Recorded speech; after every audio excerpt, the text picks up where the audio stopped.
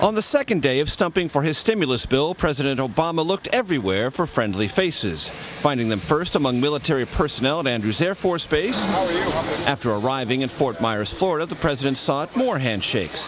And on stage for his town hall, he heard a familiar campaign refrain. And before he took the last question, the president found still more enthusiasm.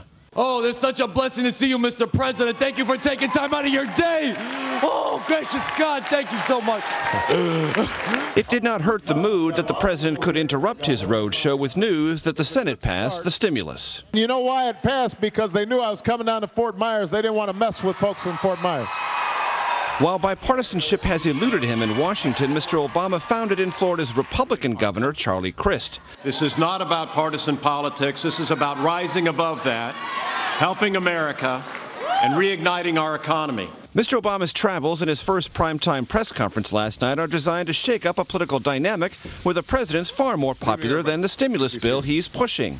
The strategy? Use some of his popularity to boost support for the stimulus. But part of that process is to portray him as a reluctant big spender. This notion that somehow I came in here just ginned up to spend $800 billion, you know, that wasn't how I envisioned my presidency beginning.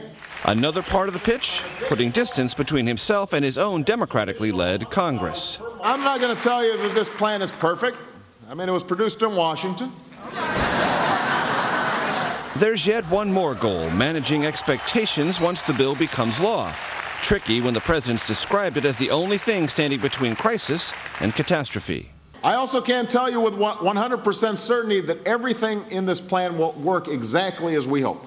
But I can tell you with complete confidence that a failure to act in the face of this crisis will only worsen our problems.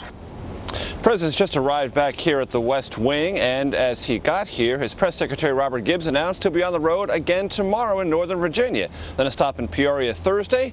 Robert Gibbs says the president doesn't want to be on the road 4 days a week, but one at least until the stimulus plan is across the finish line. Brett? And Major, the president